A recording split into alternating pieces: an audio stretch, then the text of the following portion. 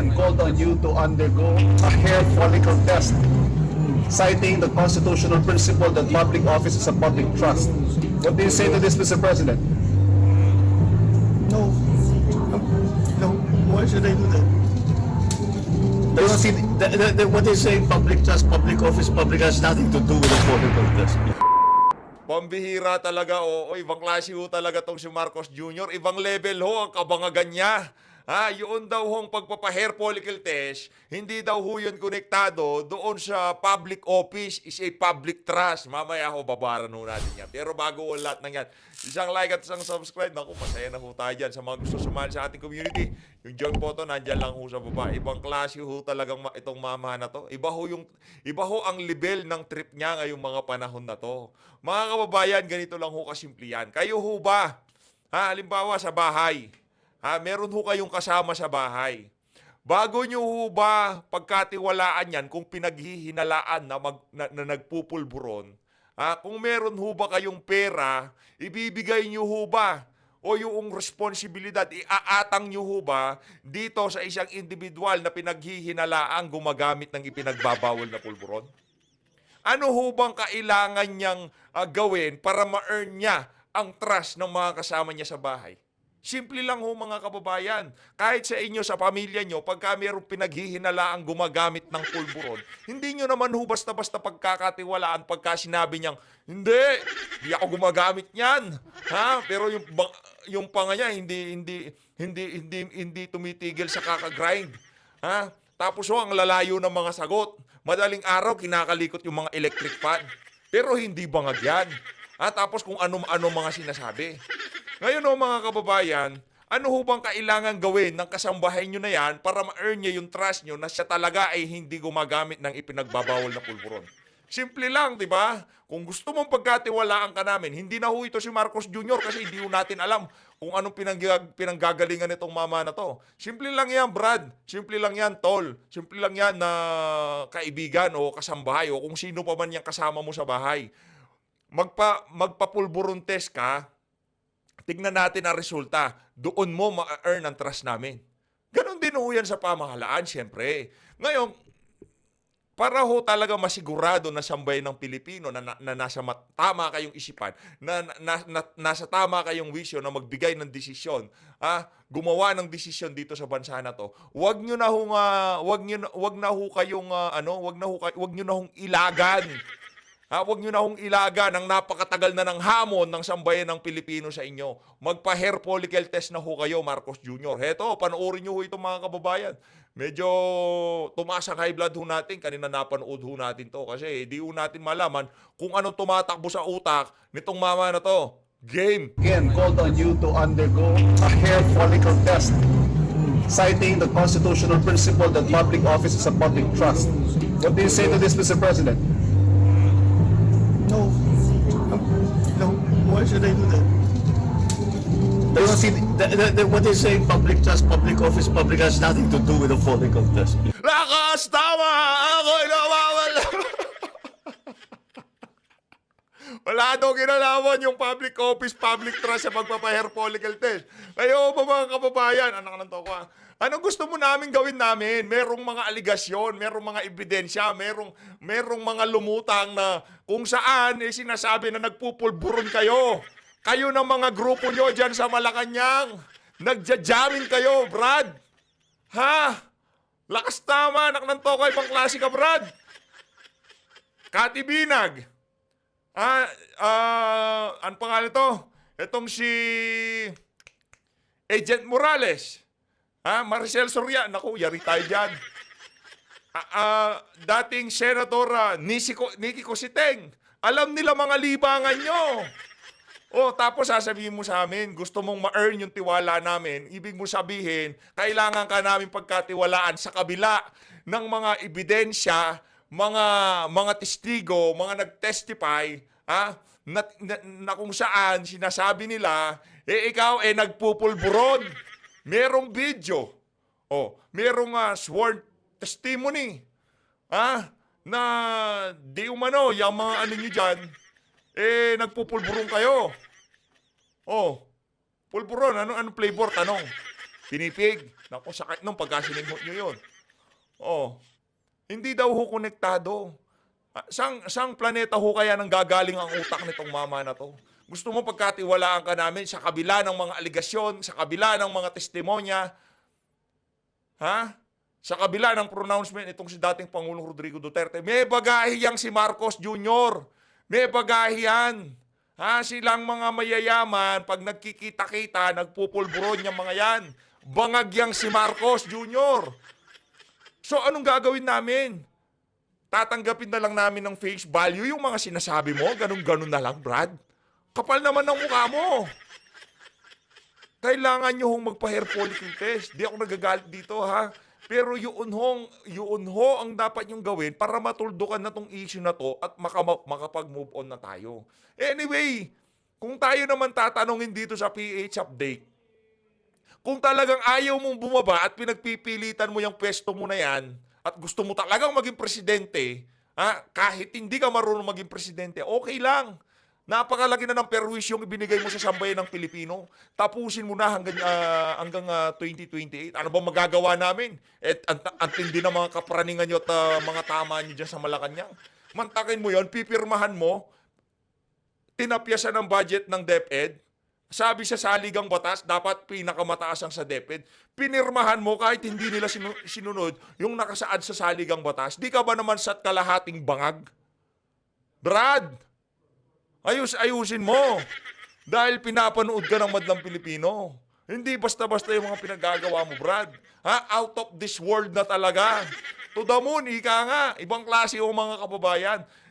Sabi, ang porsyento ng syntax collection, dapat yung porsyento niyan mapunta bilang subsidiya sa PhilHealth. Hindi na naman sinunod.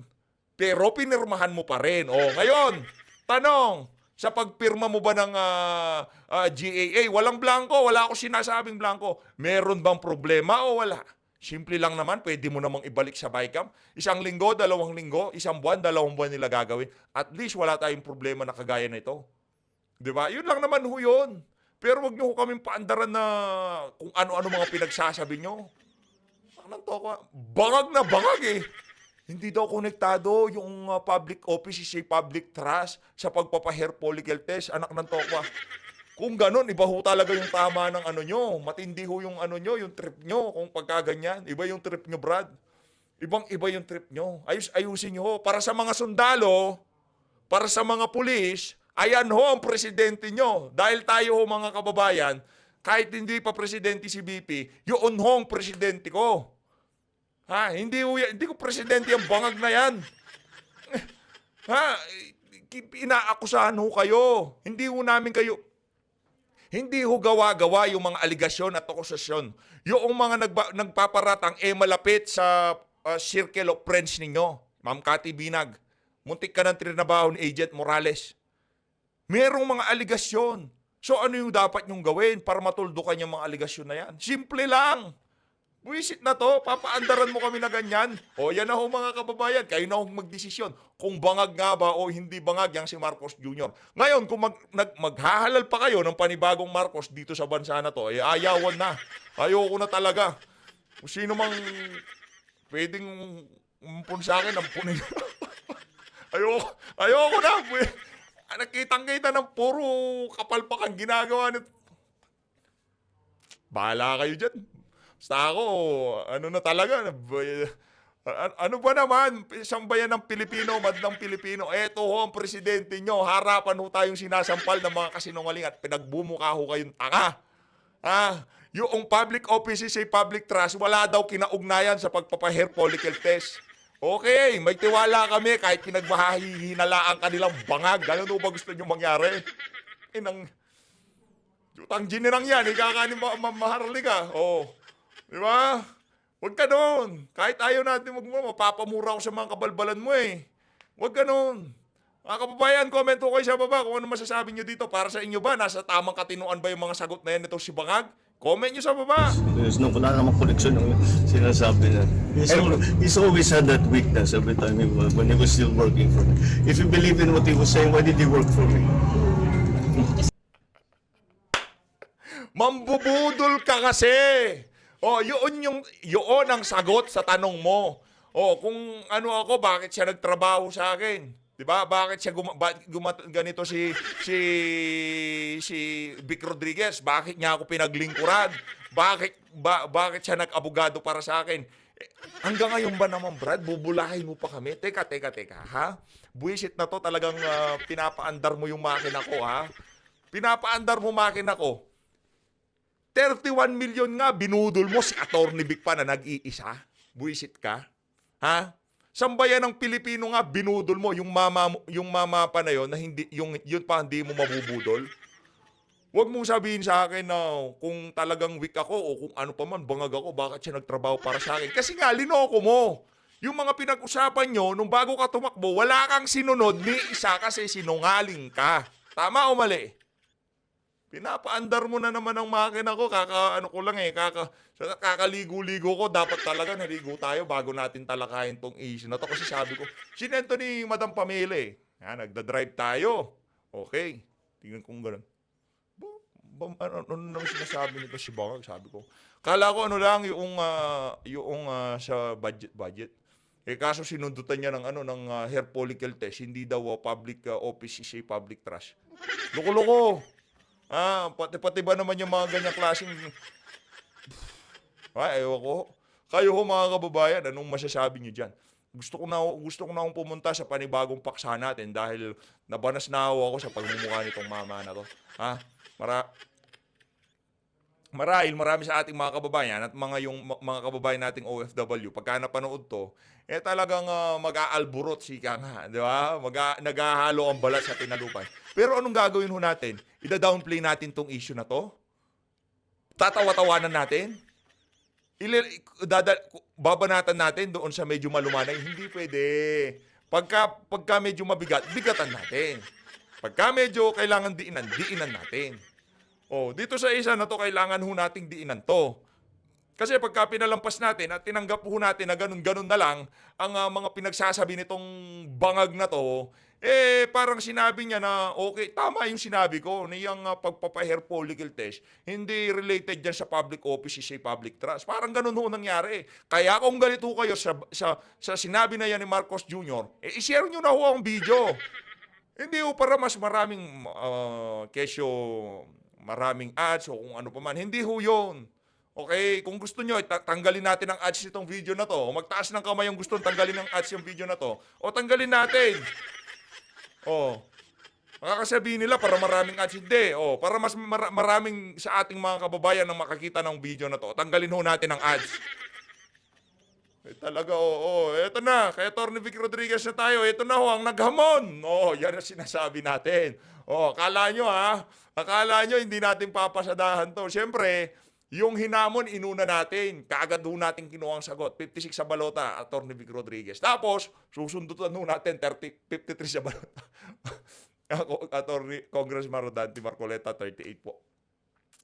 Tapos, susundutan ho natin itong si Atty. Grabe, no? Napaka-intenso ng mga nangyayari ngayon sa ating bansa.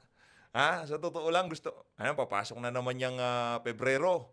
Relax muna tayo, pahinga muna, wag mo nang ganong kabakbakan, di ba? Bigla akong bibira ng ganon si Marcos Jr. Kahit sino naman di ba? Gabi na pinagpapawisan pa tayo Sino ba namang hindi mag-iinit dun sa mga ganong klaseng statement? Kayo ba, di kayo nag-init? Eto, bisa na natin itong kay Atty. Vic Rodriguez. Ito talagang si Bangag, kala siguro niya makakaisa sa atin. Akala niya palalampasin natin yung mga kabangagan niya. Hindi ululusot sa atin yan. Nung binanggit natin, sinabi nitong si Atty. Nikki Cositing, walang alam yang si Marcos Jr. Ang alam lang ng mga mag-party at lagi silang to the moon. Lagi silang lumilipad. Ayon ho yun, kaya dating Senadora Nikki Cositing. Di ayon sa atin yun. Sa susunod na video, ilalabas ho natin ulit yun para ma-remind ng ating mga kababayan kung gaano sinungaling. Hindi yan si Atty. Vic. Hindi tayo aanuhin yan, hindi tayo bibiguin yan. Pagka ako, binugyo mo, attorney, nako. Papaya ako dito kung ako bibiguin. Ito si Marcos Jr. Yan ang sinungaling. Yan ang manggagamit. Yan ang mambubudol. Pero ito, hindi mambubudol to. No, kasi kung mambubudol to, hanggang ngayon, nasa kampo pa rin siya, nasa bakuran pa rin siya itong si Ngagba. Game! Haba ng pasakali mo, PH! Ano? Palakpakan muna tayo. Like nyo muna tong video. Ikaw, di ka pa nakalike. Kanina ka pa nakatambay, di ka nakalike. Ano yan? Like na nga lang. Tinanggal ko na nga yung ads eh. Like na lang, Kaya talaga, game. Rodriguez, let's start with your thoughts with regard to the explanation of some lawmakers that several omnibus provisions in the bicameral report are enough safeguards to guarantee that the printed version of the bill will prevail in case of discrepancies. Nagsisinungaling yung mga mambabatas na nagsasabing ito'y typographical, grammatical, Parang pareho kami ng ngayon pareho kami ng mood nitong si Attorney Vic puro nagsisinungaling. or merely printing. Una ako, binanatan ko to si Marcos Jr. Ito si Attorney Vic, babanatan niya yung mga tauhan niya. Attorney, banatan mo Wala ko tayong maraming pasakali dito. Ano na natin, rekta na to kay Attorney Vic Lato. Errors. Katrina, pahintunutan mo ako magsalita sa wikang Filipino upang higit na maintindihan ng ating mga kababayan itong napakasalimuot na usapin ng budget. I'll try to simplify to the best of my ability itong usapin ng budget. Hindi totoo na walang depekto ang ating budget. That's why we went to the Supreme Court. Nag-file tayo ng petition because we believe pagod na ang mga Pilipino. We have to put a stop to this circus. It's time to get serious. Attorney Rodriguez, sabihin na po natin na mayroon nga di umano, ayon sa inyong camp, na mayroong mga mali o mga illegality doon sa national budget ng 2025. But at the end of the day, if accountability is what we are after, then why not just simply file maybe administrative or criminal cases against those who authorized or signed that bicameral conference committee report? Because, Katrina, what you're asking is for us to not to do our duty as a citizen. This is criminal. This is falsification of legislative document. At ang gusto ninyo ay pipikit na lamang kami. No sir, to clarify. Hindi. Anong gusto nyo? Tatanggapin na lang namin na ganun na lang? Ba na ang halaga dito ay 6.325 trillion pesos. Hindi tayo pwedeng hayaan lang natin sila because yung GAA is nothing but a fruit of a very poisonous process. They have abandoned a clear constitutional mandate to safeguard every centavo of the Filipino people's money. That is why we have filed a petition before the Supreme Court. We agree that there may be some irregularities in the budget as you allege. But if you are mentioning that there might be a criminal act here, why not go after those who authorized, in your own words, this poisonous process? Why would you hold the budget hostage based on the words of Representative Zia Alonto Adyong? We are not holding anything hostage here, Katrina. Tinatama natin yung maling-maling ginawa nila. Ito'y malaking kasinungalingan na walang depekto yung budget. And thank you for agreeing with me na maraming provision dito sa final bicameral conference committee report na blanco. Para lang ho maintindihan ng iyong mga manonood, ang proseso ng budget, hindi po magkakaroon ng enrolled bill kung walang naipasang tama, legal at constitutional na bicameral conference committee final report. Blanco yung report. At yan ay hindi mere typographical or printing error or grammatical error. Kitang-kita dyan sa screen ninyo, panay blanco, daang bilyong pisong blanco. Hindi natin pwedeng palagpasin ito. Sapagkat ito'y pera ng Pilipino, hindi pribadong pera ng mga mambabatas. That is why nag-file tayo ng petition for certiorari and prohibition before the Supreme Court because we feel na napakaraming violated constitutional provision. And let me just guide our viewers, Katrina, hindi lamang yung blanco, pati yung pagbibigay na zero budget sa PhilHealth ay aming tinalakay dito sa aming petisyon. Sapagkat hindi pwedeng bigyan ng zero budget ang PhilHealth at yan ay labag sa ating saligang batas. Okay, Attorney Rodriguez, assuming but not conceding that the Supreme Court will heed your request, your petition for certiorari, we will have a reenacted budget. But what will happen Absolutely. to those who signed this bicameral conference committee report? How exactly would they be held accountable when what you are questioning here is the constitutionality of their budget and not the actions of those who approved it? Tama ka, Katrina. Hindi pa natin mapapanagot yung mga naglagay ng halaga dyan sa blanco. Bakit? Sapagkat patungo pa lang kami ron.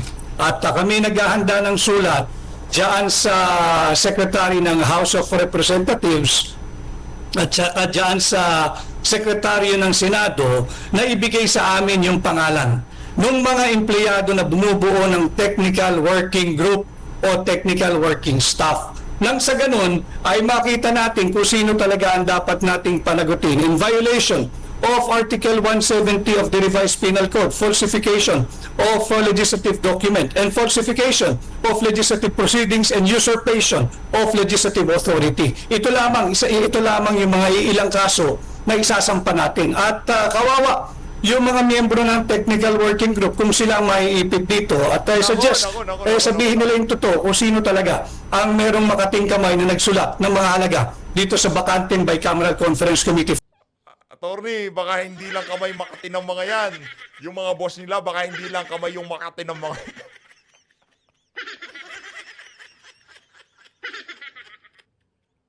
ayun, tingin nyo. Yan sila Kimbo, yan sila Grace po. Kamay lang ba Makati ng Wala akong sinasabi dito ha. Yung ilong, nangangati din yan pagka tumutubo yung, yung buhok sa ilong. Ayan, ano gagawa natin? Ano lang, banatan natin, tapos busitin na lang. Mga tayo pa lang nila, makakati yung mga yan eh. Final report. Sir, bakit hindi po ito yung prosesong inuna natin? Why not prepare for this or file this first before actually asking or questioning the constitutionality of the 2025 budget? I ask you, why not? Why not? Primarily because if yung constitutionality again po yung kina-question natin, those who will be primarily affected ay yung publiko. Tayong mga taxpayers na makikinabang dito. It's even election year and the budget of the COMELEC may be affected. So why not instead go after those... Sabi ni Atty. Marami kang makakainin bigas, Brad, Madam, marami. Pag ka makikipag-argue sa akin na ganyan, lalamunin kita ng buhay. who signed, who approved a bicameral conference committee report that has blanks? Because we cannot in our conscience let the Marcos administration makalusot dito sa unconstitutional 2025 budget. Pera ito ng mga Pilipino. Pera mo ito, Katrina, pera ko ito. Pera ito ng lahat ng taxpayers at hindi tayo dapat pumayag na gamitin nila ng unlawful, illegal at immoral ang ating buwis na binabayad kada taon. At tama yung sinasabi mo, pananagutin natin lahat ng nakialam dito sa unlawful, unconstitutional, invalid, and immoral Bicameral Conference Committee report. Kaya nga kami dudulog uli sa House of Representatives at sa Senado. Susulat kami, hihingi namin yung mga pangalan ng Technical Working Group o Technical Working Staff ng Alo, lagot kayo dyan. Oy, Kimbo, amin na daw yung pangalan ng Technical Working Group, yung technical staff nyo dyan sa House of Representatives, yung mga staff mo, ha? Amin na pangalan para makausap natin na maigi kung ano nga ba nangyari dyan, kung ano yung nag-transpire pagkatapos maratipikahan o bago ratipikahan. Yung yung budget na yan, di ba? Para malaman namin kung ano talaga yung buong kaganapan. sa ganoon makumpleto natin yung hinihingi nating transparency and accountability at yung sinasabing paano ang mag-ooperate ang ating gobyerno. Mag-ooperate ang ating gobyerno under a reenacted budget. Huwag ko kayong matakot dahil wala namang developmental content itong 2025 budget, panipolitika ito eh. Ito precisely ang ayaw nila. Pag nag-issue ng PRO ang Korte Suprema, mahihinto yung kanilang AYIX, mahihinto yung kanilang AKAP. Yan ang ayaw nila. Speaking of a reenacted budget, Attorney Rodriguez, we have to acknowledge that if we have a reenacted budget this year, one of the primary beneficiaries of this will be the Office of the Vice President, your ally, Vice President Sara Duterte, because she will have a 2 billion budget compared to the almost zero budget that she would receive under the current 2025 General Appropriations Act. How then do you respond to your critics, particularly in the House of Representatives, who say that what you're doing right now is a sort of strategy to give the OVP, to restore the OVP's budget? Unang-una, hindi zero budget, Katrina, ang Almost OVP zero in budget. 2025. 700 million pesos plus ang budget ng OVP, hindi zero. Pangalawa, sino ba nagko-control ng release ng budget? Hindi ba DBM? Halimbawa, nag-reenacted budget, di wag nyo i-release just to prove to you and to those clowns in Congress na wala kaming pakialam sa budget ng Office of the Vice President. At tanggap na ni Vice President Inday Sara yun. Huwag tayong lumihis sa malaking usapin. 6.325 trillion pesos na budget for 2025, binubudol tayo. Kaya tayo ay nagsampa ng petisyon sa Korte Suprema upang questionin ang legalidad at constitutionality na itong 2025 budget. Alam mo ninyo mga kababayan, alam ng lahat ng sanggunian, kahit ang sangguniang barangay, ang municipal council, ang city council, ang provincial council, marurunong ho ito magpasa ng budget. Yung mga barangay kagawad, yung mga konsehal, yung mga board members, alam nila na hindi pwedeng magpasa ng isang budget, panukalang budget, kung mayroon kahit isang sentimong halaga ng blanco. Buti pa, yung mga barangay council, marunong magpasa ng budget. Attorney Rodriguez, in your book, Kingmaker, I remember reading it last year. You gave Thank you. details on how key personalities in the Marcos administration pushed you out, eased you out of the current government, particularly as Executive Secretary. How then do you get rid of the impression or insinuations that everything you are doing right now to question the constitutionality of the President's spending bill or spending a spending measure is just some sort of vindictiveness on your part? It's a clear vindication on the other hand, Katrina, sapagkat kaya ako tumalikod sa aking tinulungang administrasyon na mabuo at na ngayon naglilingkod bilang Pangulo dahil lihis na yung langdas na kanilang tinatahak doon sa aming ipinangako sa mamamayang Pilipino na kami ay magsisilbi ng tapat at hindi magnanakaw at lalabanan ang korap. Ito'y pagpapatunay na tama yung aking naging desisyon na umalis na lamang bilang Executive Secretary at huwag tanggapin ang aking appointment bilang Presidential Chief of Staff. Attorney Rodriguez, based on your opinion, sino po ba ang pinaka-liable dito sa mga nangyari sa Bicameral Conference Committee report na may mga blanco? Should it be Kaya that? kami Go ahead, gagawa sir. ng sugulat, Katrina. Nais namin tingnan sino yung bumubuo ng technical working group. At aming pag-aaralan sino ba yung nararapat kasuhan ng kriminal dahil nga mayroong makating kamay na naglagay ng mga halaga dito sa enrolled bill. Kaya natin sinasabing usurpation, falsification of legislative documents sapagkat nung kanilang pinasa na blanco ito at may naglagay na makating kamay ng mga halaga, nagbago na yung meaning ng bill. Hindi na ito yung original meaning ng bill na ipinasa ng Bicameral Conference Committee. And I think the better question to be asked is why did the BICAM sign an incomplete final Bicameral Conference Committee report? And why did the House of Congress, both the Senate and the House of Representatives, ratified, passed, signed, and filed an incomplete Bicameral Conference Committee report? Yan ang ating hinahanap sa ngalan ng transparency and accountability at yan ang ating papanagutin. Attorney Rodriguez, speaking of transparency and accountability, will you also push, either before the High Court or elsewhere, that bicameral conferences should finally be held public instead of what is being done in status quo, clandestine meetings between members from the House and from the Senate? Well, it's up to the court dahil baka sabihin ng court hindi sila pwedeng makialam sa function at workings ng legislative department. But tayo, we just go by the Constitution. Wala naman, hindi kasali ang Bicameral Conference Committee sa pagpasa ng budget. Wala silang puwang sa ating saligang batas. Tanging ang House of Representatives at Senado lamang. Ang tanging trabaho ng Bicameral Conference Committee, Katrina, ay i-reconcile yung conflicting figures o di kaya yung mga missing o nadagdagan o nawawala o hindi magkakasundong line items. Yun lamang yan, pero wala silang kapangyarihang iangat yung halaga o palitan yung mga line items na ipinasa na, binalangkas na ng mababang kapulungan at Senado. Walang kapangyarihan ng BICAM at higit sa lahat, walang pakialam yung fourth chamber or fourth house, kung sino man yun, yung naglagay ng halaga dito sa Blancong Bicameral Conference Committee report. Attorney Rodriguez, finally, it's no secret that you're running for the Senate in the 2025 midterm elections. Kapag po ba nakasungkot kayo ng pwesto sa darating na halalan na asahan, ano yung inyong stance when it comes to holding bicameral conference committees public? All out ako dyan, Katrina. Dapat maging transparent sapagkat pera natin yan eh. 6.325 trillion pesos ipapasa ng ganun-ganun lang.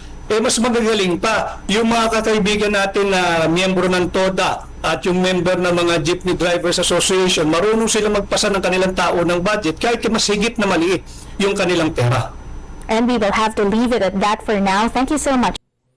Ayun na nga mga kababayan, dito na rin natin tatapusin ang ating reaction video. Maraming salamat sa support sa PG Update. Mag-ingat ho kayo lahat.